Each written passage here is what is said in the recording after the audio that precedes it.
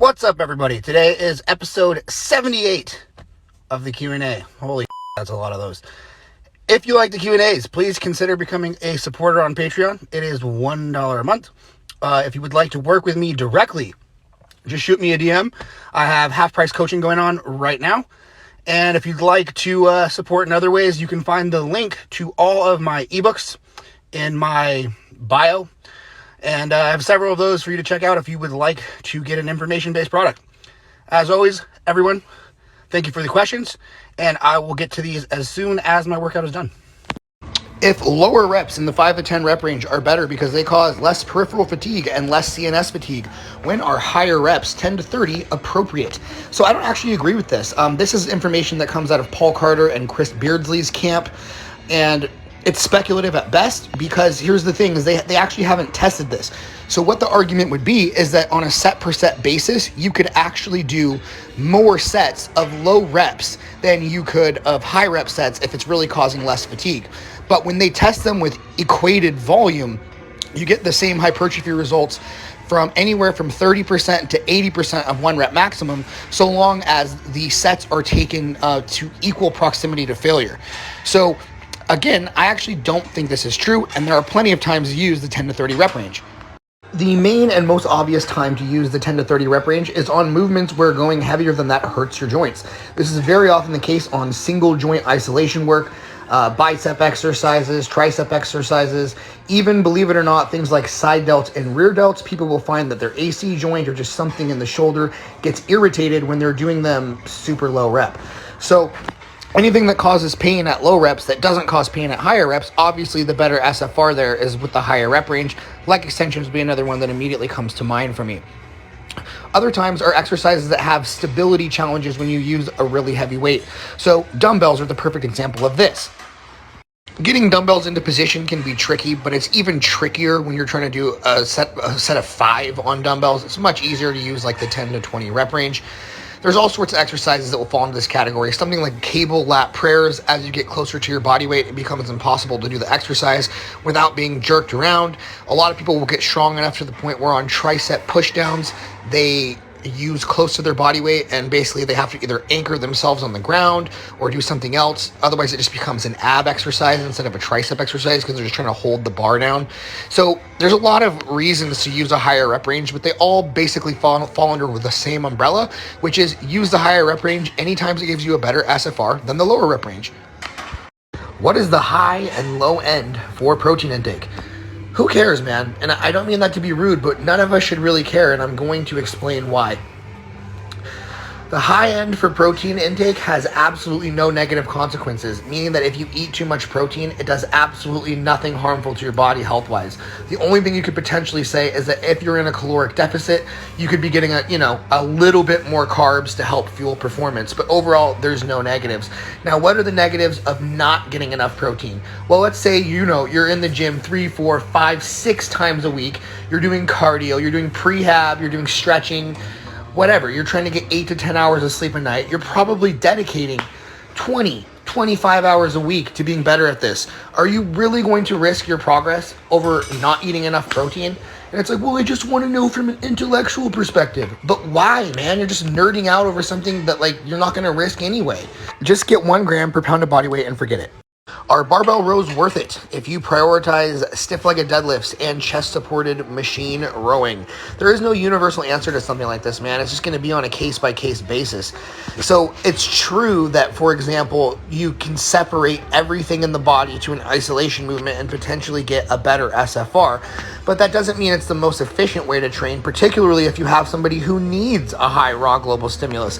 So similar to deadlifts versus RDLs or SLDLs, if you have an individual who needs mass everywhere, you might want to have them do the deadlift until the SFR becomes too poor. It's the same for traditional barbell rows that heavily tax the lower back. If someone needs back mass everywhere, those are great. As you become more advanced, it probably makes more sense to save your lower back fatigue for squats and hinge patterns. If you still want to do barbell rows, you easily can. You just want to do them full ROM style and avoid taxing your lower back with unnecessary weight.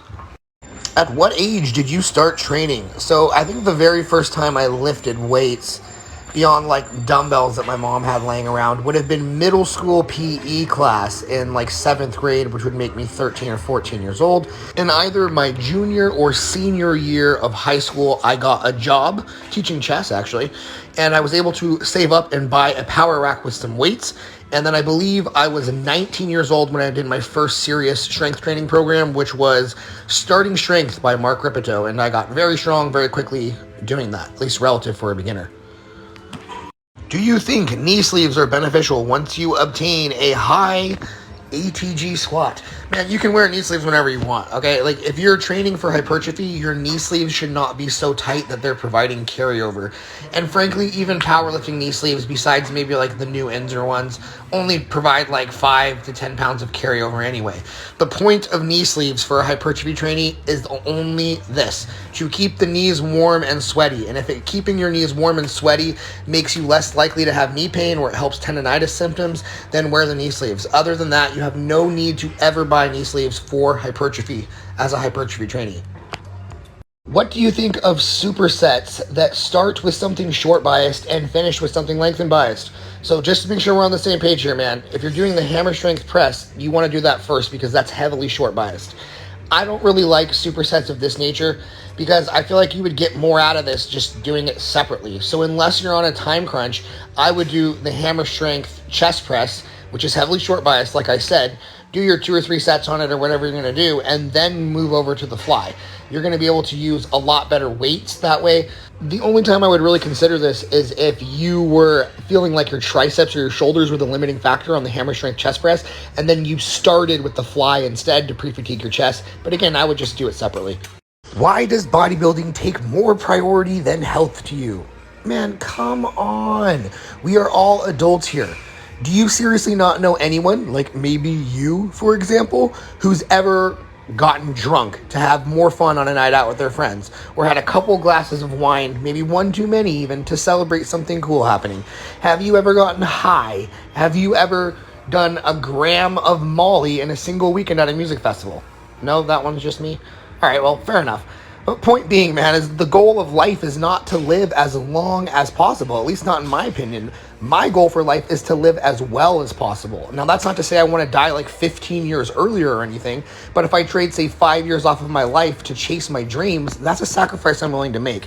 We have to make these decisions for ourselves. Is David Goggins good motivation for fat loss or in general? Man, everybody's motivated by different things. If you try to motivate some people with negativity, it's going to shut them down, turn them into a wallflower, and make them want to run away. Other people are going to be like, yeah, stay hard, let's do it, and I can be both people depending on the day. If you like him, cool. If you don't, find someone else. I've come down with the stomach flu 1/3 of the way into my bulk. My doctor said it'll be about 2 weeks before I'm back to normal. My appetite is currently halved. Should I use this as a mini cut or should I force maintenance? So I would recommend just using common sense when you're sick, everyone. Like, what I always ask myself is this: if I take a bunch of cold medicine and caffeine, can I train today and still hit PRs? If the answer is yes, then I train. If the answer is no, I eat at caloric maintenance until the next day, and then I ask those questions again. If it's still no, I eat calorie maintenance again, and then I ask the questions the next day, and eventually I'm able to train. And I don't care what the doctor says, I train as soon as I feel I can train. That's it. If you can't keep your food down, then yeah, use it as a mini cut. But otherwise, maintenance heals faster. How long do you give a new movement before deciding you should dump it? Like 1 session, maybe 2 at the most. Like, I can tell immediately if a movement's going to be productive. And if I can't get it to be productive after playing around with it for 2 sessions, it's just a shit movement and I'm never bringing it back into my rotation again. At this point, I rarely even try completely new movements. I just stick to the same shit I've been doing for the last 3 or 4 years and trying to get progressively stronger on it. And it's really just a handful of variations. That's basically what I recommend to everyone else as well. You don't need a million different movements and you don't need to constantly rotate between new things. Do you think AI will play a role in the future of fitness? If so, what will it look like? Well, I mean, AI is going to revolutionize the way that we do everything given a long enough time horizon.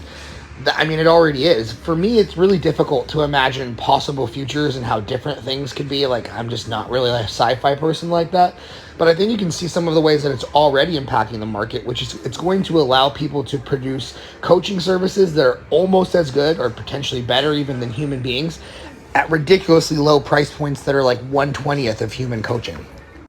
Why did the Celtics get royally boo-fooed after being able to come back and force a Game 7? So I rarely ever say this because the NBA is a talent-driven league more so than any other sport. There's only 5 players on the court at a time, and each player has to play offense and defense. So at the end of the day, when we're looking at why certain teams won, oftentimes it's as simple as being like, well, one team had Michael Jordan, one team had LeBron James, and the other team didn't. In this case, oh man, you gotta fire Joe Mazzulla. I mean, maybe you give him another chance, but at the end of the day, that was a coaching loss. That was a culture loss. Heat culture and Eric Spoelstra's coaching won that series. Joe Mazzulla and the Celtics had absolutely no answer for Miami's drop coverages into zone. They couldn't score against it, and that's literally why they lost the series with a roster that's better at almost every single position. That's a coaching problem. Where does calf raise range of motion end? So I always thought about this, the most healthy way to think about it for me is drive your ankle as far forward as it can go, which yes, will put you up on the balls of your feet, but also this is probably the least important movement out of any movement to get fully short on every rep. Why is it easier to progress lengthened bias movements? There's 2 primary reasons why that's the case. Number 1 is that you fatigue in the short position first. So as you do more and more sets, or as a workout goes on and you're on your second or third exercise for a muscle group, the short position, the fibers responsible for getting muscle short, will be more fatigued and lose more of their performance potential than the ones in the lengthened position. So the deeper you get into the workout, the more and more you're going to be limited by your ability to get things short. This is why on heavily short bias exercises like rows, for example, sometimes people can crank out 5, 6, 7, 8, 9, 10 more lengthened partials with like half range of motion when they already failed in the short. So sometimes there can be a huge disparity there. And the second reason is that sometimes it just matches the muscle's force curve better, and thus instead of only being able to get stronger in the short in order to produce progress, you can kind of get stronger throughout the range of motion and still progress. So it just makes it so that you're not limited by the short only. Minimal time between fasted cardio and strength training. Schedule is weird. This isn't a question. What's the question? I'm guessing the question is that okay? Listen, if you can't do it at any other time of the day, doing your cardio that you're supposed to do is better than not doing it, right? For a long time, I always did my cardio post-workout, immediately post-workout, which is on paper the worst time that you could do it. Doesn't really matter that much. Doesn't make that big of a difference. Don't worry about it. Tips on falling asleep quickly. I mean, this is basic sleep hygiene stuff, man. Don't be on a screen about an hour before bed. If you have problems with your mind racing, consider doing something like journaling before you go to bed to get that all out of you. Make sure you're in a cool, dark room. If you like white noise, have a white noise generator. Melatonin can sometimes help people. I find that taking a warm shower just before bed helps to reduce my body's core temperature. It makes me feel colder when I get out of the shower, and it makes it easier to go to bed. And of course, the biggest one, just go to bed at the same time every single day so that you can get habitually sleepy at that time. Where does your recommendation of using 3 milligrams of anabolic androgenic steroids per kilo of body weight come from? This is where the internet is a fun place, man. I never recommended that to anybody. I said, this is what I do. I don't even recommend that people use steroids. That's an adult decision that adults have to make on their own. I recommend that you stay natty and avoid the whole hassle unless the fitness industry is something that you want to be a part of long term, or you've otherwise determined that you want to be on juice either way, okay? I don't recommend anything. Second, the doses that you cruise on are going to be a combination of 1, your personal risk tolerance profile, 2, your needs in terms of maintaining muscle mass. The bigger you get, the more you have to cruise on, or you lose size and strength, and it ends up taking a long time to rebuild it with each cycle. And of course, the last one is you have to use a low enough dose that your bloods can return to baseline after each blast. I am going to a new gym that has smaller than standard plates. Any advice for deadlifting? So you got to ask yourself, how important is this really? Are you a powerlifter or a strength enthusiast who has deadlift goals that are really important to you? Because if you are, you might have to ask yourself if this is really the best gym for you to be training at, if they don't have the equipment that you need to measure your progress in the way that you want. But if you're training primarily for hypertrophy and to get bigger muscles, I mean, is a small deficit really the worst thing in the world? All that really matters is standardized technique. So you're using the same plates every time. You'll be able to do a little bit less weight than you did at another gym, but it's basically like the same thing as switching to a deficit deadlift as your primary deadlift. And like I said, that's not really the worst thing in the world from a hypertrophy perspective. But again, if you are a strength enthusiast or powerlifter and you have no choice but to train at this gym, I would measure the plates and then figure out how many hard mats you need to raise it up to a normal competition height. Alrighty, everybody, that is it for today's Q&A. So what I'm going to do is put up the poll for tomorrow's video topic a little bit earlier, just so we can get some more votes on it. I already have lots of good ideas for those videos for people to vote on. So with that said, if you guys enjoy the Q&A, please consider becoming supporters on Patreon. If you'd like to work with me directly, just shoot me a DM on Instagram, and we can talk details and prices and all of that. If you're seeing this on YouTube, if you like the video, please subscribe if you haven't already, and leave any questions or comments in the comments section below. All right, friends, have a wonderful rest of your day. Bye-bye.